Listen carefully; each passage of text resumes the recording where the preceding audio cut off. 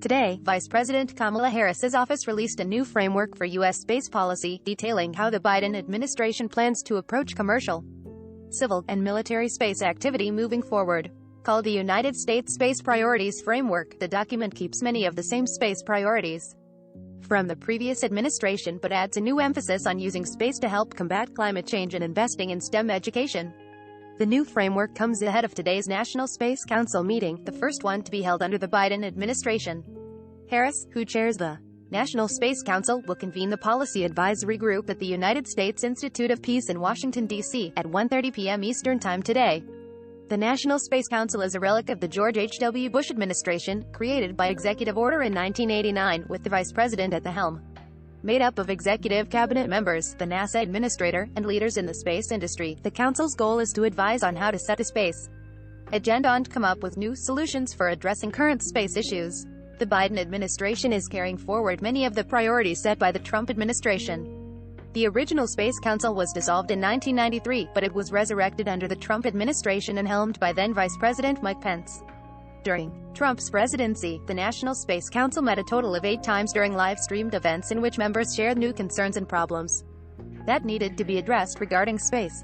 Topics of discussion included refining launch and licensing regulations for space companies launching rockets in satellites, ways to maintain U.S. leadership and competitiveness in space, strengthening cybersecurity in space, and leveraging lunar resources. These often resulted in a number of space policy directives that Trump would sign throughout his tenure. NASA's former administrator, Jim Bridenstine, would also give updates in many of NASA's biggest spaceflight missions, such as the space agency's Artemis program, aimed at sending the first woman and first person of color to the surface of the moon. When it comes to space, the Biden administration is carrying forward many of the priorities set by the Trump administration. Notably, NASA's ambitious Artemis program, which was solidified under Trump, is still a major focus under Biden. And plenty of the topics discussed under Pence's Space Council are included in the new framework released by Harris. A few of the key points include maintaining U.S. leadership in space by sending humans back to the moon and exploring the solar system with robotic spacecraft, fostering a competitive regulatory environment for space companies, and defending against security threat in space while strengthening our space assets. A renewed focus on using space in the fight against climate change. In the biggest break from the previous administration, there looks to be a renewed focus on using space in the fight against climate change.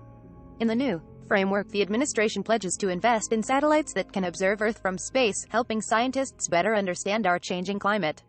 Open dissemination of Earth observation data will support both domestic and international efforts to address the climate crisis, the document states. 2. Further drive home this new emphasis on climate research from space, President Biden plans to sign a new executive order today that will add 5 new members to the National Space Council, including the Secretaries of Education, Labor, Agriculture, and the Interior, but also notably the National Climate Advisor. The Trump administration, famous for downplaying the urgency of climate change, I wasn't very interested in using space for climate science initiatives, and President Trump's budget request often tried to cancel various Earth science missions at NASA. Those efforts were mostly unsuccessful, though. Considering that the Biden administration has made tackling climate change one of its top priorities, it's not surprising that a focus on climate research has been added to the space agenda as well. Additionally, the Harris framework calls on investing in the next generation through various STEM initiatives. Trump's budget requests also frequently and unsuccessfully tried to get rid of NASA's Office of STEM Engagement. The framework is light on details overall, but there are a few specific objectives. For one, it calls for the creation of an open data platform within a U.S. civil agency for hosting space traffic management data to help better understand where satellites are in space.